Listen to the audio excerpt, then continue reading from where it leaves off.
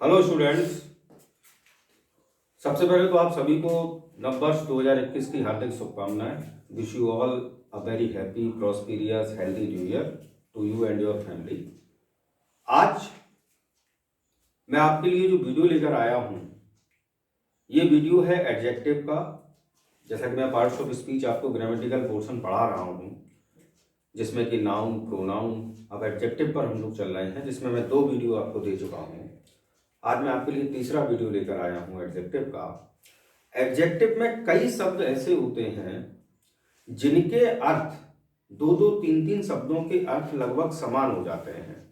तो कई बार कंफ्यूजन ये होता है कि किस एडजेक्टिव का प्रयोग हमें किस पोजीशन पर करना है। आज इस वीडियो में हम ऐसे ही कुछ शब्दों के बारे में डिस्कशन करेंगे कि किस शब्द का प्रयोग किस प्रकार के वाक्यों में किया जाएगा। तो हम वीडियो स्टार्ट करते हैं। तो जैसे कि मैंने ऊपर आपके लिए लिखा है, use of some and any. Some और एनी जो है, ये दोनों के दोनों क्वांटिटी और डिग्री दर्शाते हैं। क्वांटिटी को हम मात्रा कहते हैं और डिग्री, ठीक है, जैसे कि पॉजिटिव, कंपैरेटिव, सुपरलेटिव डिग्री होती है एडजेक्टिव की। तो सम और एनी दोनों का ही अर्थ होता है कुछ या कोई, कुछ या कोई। अब क्रिएट होती है प्रॉब्लम तब कि कहां सम लगना है और कहां एनी का यूज होना है। तो जैसे कि आपके लिए मैंने लिखा है to show quantity and degree, यानी कि सम और एनी जो है वो क्वांटिटी और डिग्री को व्यक्त करने के लिए यूज किए जाते हैं। Some is used in affirmative sentences. Some का प्रयोग काय में होता है? सेंटेंस जब हमारा अफर्मेटिव हो। And any is used in negative, और एनी का यूज हमारा कहां होता है? जब सेंटेंस हमारा नेगेटिव हो। सम का प्रयोग कहां पर? जब सेंटेंस हमारा अफर्मेटिव हो। और एनी का यूज कहां पर? जब सेंटेंस हमारा नेगेटिव हो। फिर प्रश्न ये उठता है कि फिर इंटेरोगेटिव में काय का प्रयोग करें? भाई सेंटेंस तो 3 प्रकार के होंगे ना, अफर्मेटिव, नेगेटिव और इंटेरोगेटिव। तो उसके लिए मैं बता दूं, but both are used in interrogative sentences. लेकिन यदि सेंटेंस हमारा इंटेरोगेटिव है तो उस स्थिति में हम सम और एनी दोनों का ही प्रयोग कर सकते हैं। जैसे कि मैंने एग्जांपल लिखा है, I have some books for you. मेरे पास आपके लिए कुछ पुस्तकें हैं। सेंटेंस हमारा काय का है? अफर्मेटिव का। I do not have any book. मेरे पास कोई पुस्तक नहीं है। सेंटेंस हमारा काय का है? नेगेटिव का।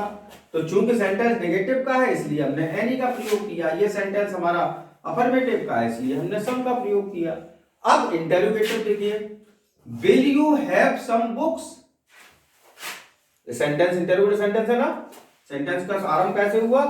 हेल्पिंग वर्ब से, तो सेंटेंस हमारा इंटेरोगेटिव हुआ। तो will you have some books, क्या आपके पास कुछ पुस्तकें हैं?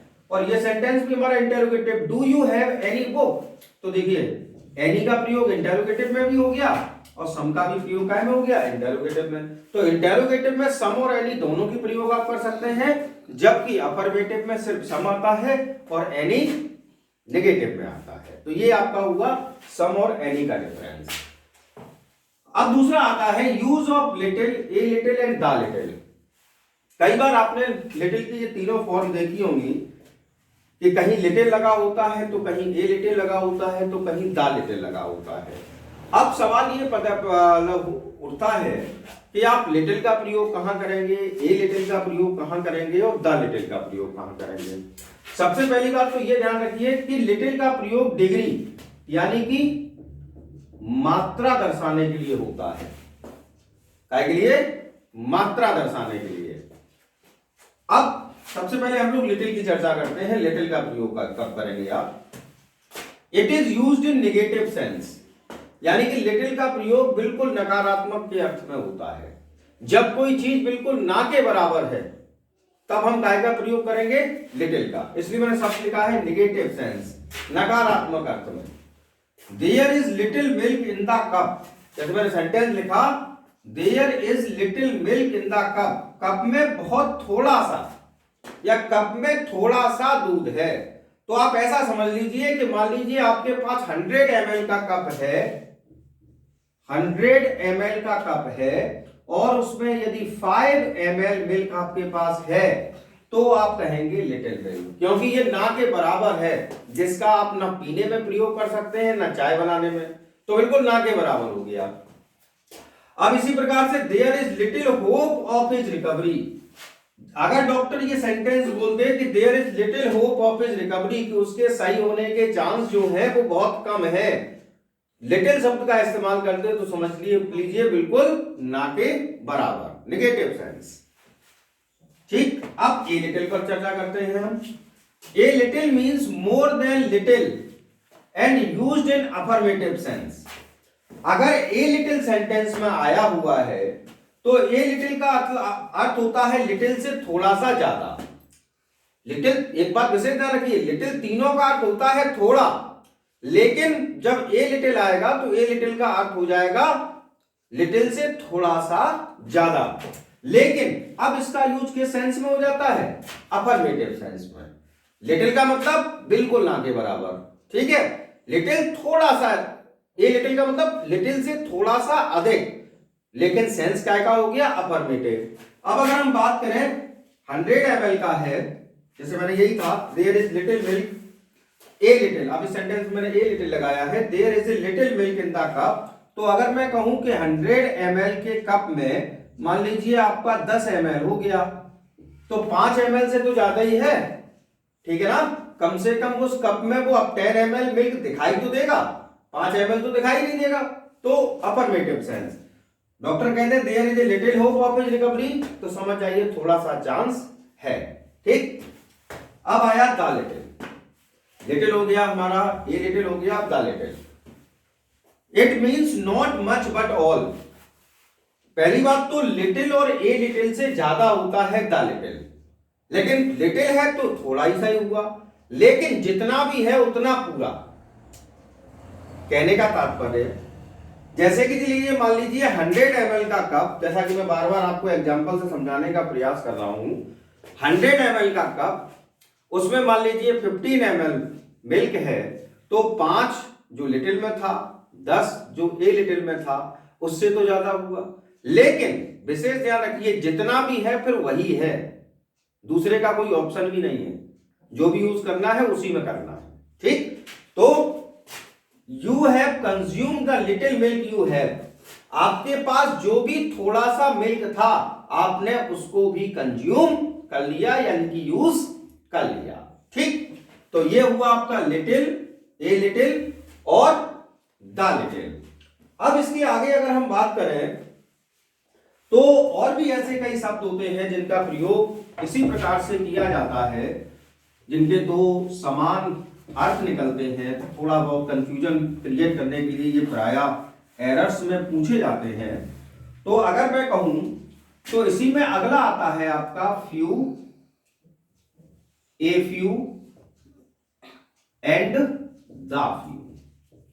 अब हम लोग इस पर चर्चा करते हैं। लिटिल और फ्यू दोनों में काफी समानताएं हैं, इनके नियम भी लगभग वैसे ही हैं जैसे कि अभी मैंने लिटिल के पढ़ाए थे, वैसे ही फ्यू के होंगे। थोड़ा सा अंतर, जो बेसिक डिफरेंस है वो आप ये समझिए, लिटिल में मैंने आपको बताया था डिग्री, काय के लिए? मात्रा व्यक्त करने के लिए दिए जाते हैं, और इसका मतलब है नंबर, यानी कि संख्या व्यक्त करने के लिए दिए जाते हैं। फ्यू कौन सा काय के अंतर्गत आता है? न्यूमेरल एडजेक्टिव के अंतर्गत। काय के अंतर्गत फ्यू आता है? न्यूमेरल एडजेक्टिव के अंतर्गत फ्यू का प्रयोग होता है। अब अगर तो इसमें भी हम एक एक करके चर्चा करते हैं। सबसे पहले बात करते हैं फ्यू। फ्यू का प्रयोग क्या होता है? यानी कि इट सेंस नेगेटिविटी। आप कह सकते हैं कि फ्यू जो है वह नकारात्मकता को व्यक्त करता है, ना के बराबर।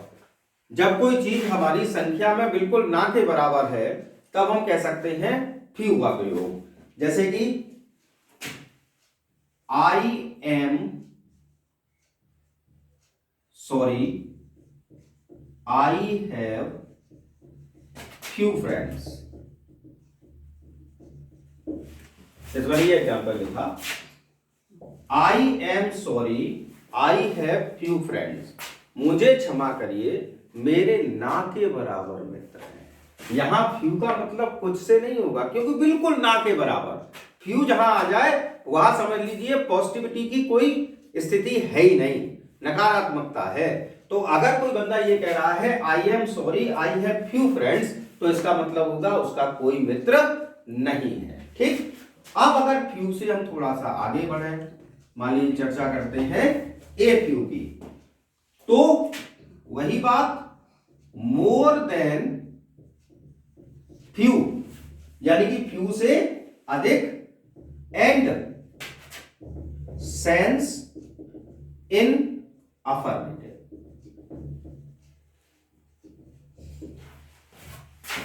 ए फ्यू जब आता है हमारा तो इसका अर्थ हो गया फ्यू से अधिक, ठीक है ना। लेकिन थोड़ा ध्यान रखना, फ्यू का मतलब भी क्या होता है, थोड़ा कुछ, ठीक।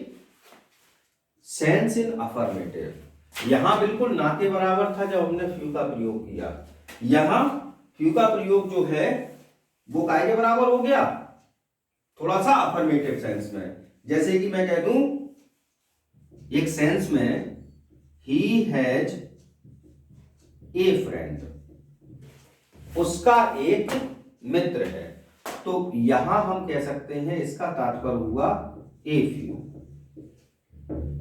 यानी कि कम से कम एक तो है, एक है कम है भाई, एक कम है लेकिन कम से कम कुछ तो है, ठीक। इसलिए मैंने काय का प्रयोग किया, ए फ्रेंड।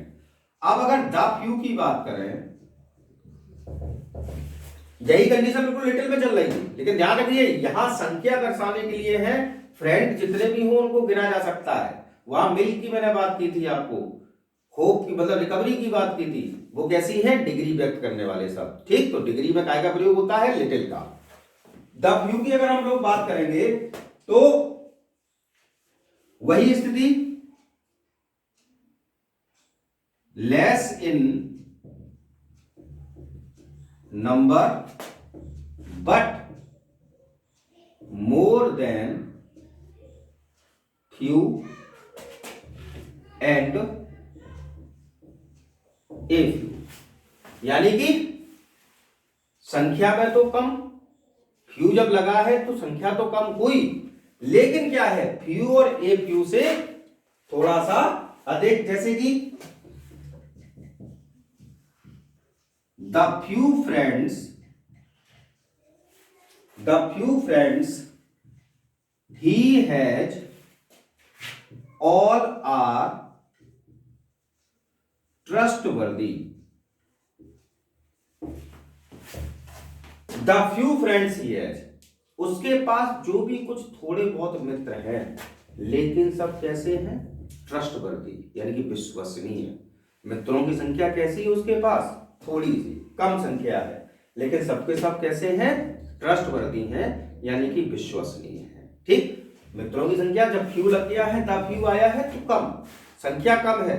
यहां जैसे कि जब हमने ए फ्यू का सेंस लगाया था तो ए फ्रेंड आया, हो सकता है यहां फ्रेंड की संख्या दो हो, ए फ्यू से तो अधिक है, लेकिन जितने भी हैं वो सब कैसे हैं, ट्रस्टवर्दी। जैसे कि द लिटिल में मैंने बताया था, जितना भी है वो सब यही है, फ्यू और ए फ्यू से, मतलब लिटिल और ए लिटिल से ज्यादा था, लेकिन जितना भी है वो वही है। ऐसी स्थिति ये है कि संख्या में कम है, फ्यू और ए फ्यू से अधिक है, लेकिन जो भी है वो वही द फ्यू है। क्लियर। तो ये हमारा हुआ फ्यू, ए फ्यू और द फ्यू। अब इसके बाद कुछ और शब्द हैं, जैसे कि उस पर चर्चा करते हैं हम लोग।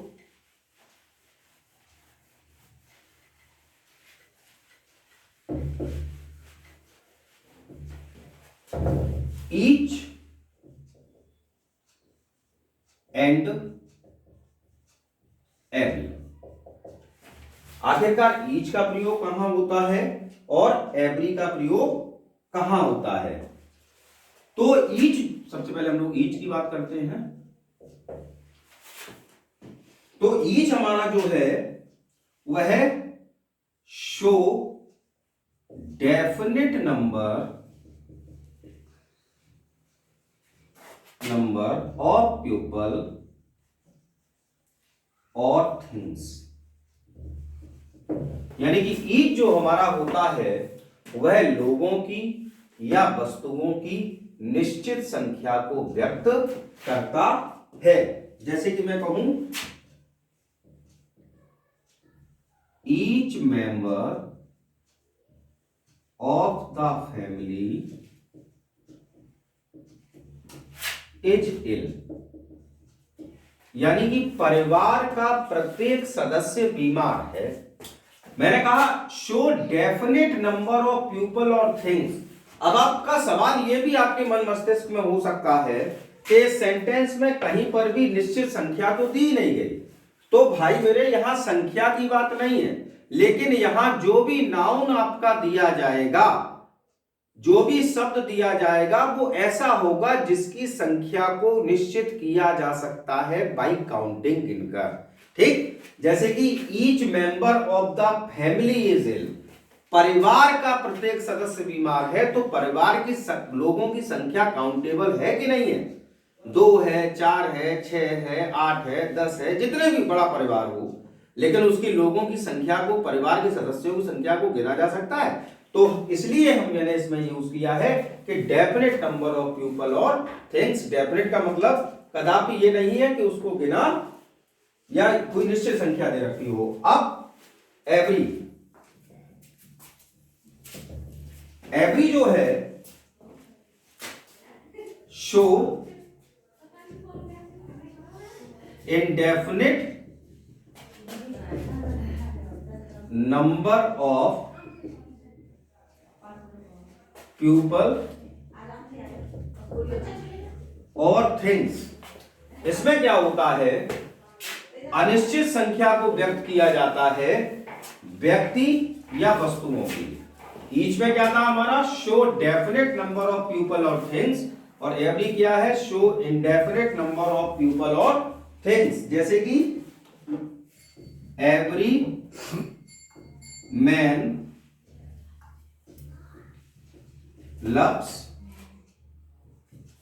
ट्रुथ, प्रत्येक व्यक्ति को सत्य पसंद है या प्रत्येक व्यक्ति सत्य से प्रेम करता है। तो यहां एवरी मैन लव्स ट्रुथ। अब इस सेंटेंस में आप अंदाज भी नहीं लगा सकते कि यहां कितने संख्या है, लोगों की संख्या कितनी है। ठीक, जब लोगों की संख्या का अंदाज हम नहीं लगा सकते, कोई फिक्स संख्या नहीं है, तब काय का प्रयोग होगा अपना इंडेफिनेट नंबर का। तब काय का प्रयोग होगा इंडेफिनेट नंबर। ठीक है ना। तो ईच और एवरी में मात्र यही आपको डिफरेंस करने की जरूरत है कि जब ईच का प्रयोग करेंगे तो ईच का प्रयोग ऐसे नाउन के साथ होगा जो कि काउंटेबल हो, जिसको आप गिन सकें, और जबकि एवरी जो है वो ऐसे वाक्यों में प्रयोग होगा जिसमें ऐसा नाउन दिया है जो कि अनकाउंटेबल होगा। Is it clear? तो ये है हमारा ईच और एवरी। तो आज के इस वीडियो में मैंने आपको सम और एनी का डिफरेंस बताया, little, a little, the little समझाया, few, a few, the few समझाया, और उसके बाद ईच और एवरी का प्रयोग बताया। ऐसे ही कई अन्य शब्द भी हैं एडजेक्टिव के अंतर्गत जो कि समान लगते हैं, इनके अर्थ भी लगभग एक जैसे निकलते हैं, लेकिन किस शब्द का प्रयोग कहाँ किया जाता है, जैसा मैंने इस वीडियो में आपको बताया, वैसे ही आगे की वीडियोस में भी बताऊंगा। अगर आपको मेरा वीडियो पसंद आया हो तो प्लीज़ लाइक और शेयर अवश्य करें, अधिक से अधिक लोगों तक शेयर करें। और आपके लिए एक और सूचना है, जो स्टूडेंट टीजीटी पीजीटी की तैयारी कर रहे हैं, 31 दिसंबर को टीजीटी 2016 इंग्लिश का रिजल्ट आ गया है। तो जिन स्टूडेंट्स का उसमें सिलेक्शन हुआ है उनको बहुत बहुत शुभकामनाएं, और जिनका नहीं हो पाया है वो बिल्कुल भी निराश ना हो, क्योंकि इस वर्ष बम्पर वैकेंसी है टीजीटी और पीजीटी की। तो आप सभी लोग अपनी तैयारी करते रहें, और एक बार फिर से happy new year 2021। Thank you so much.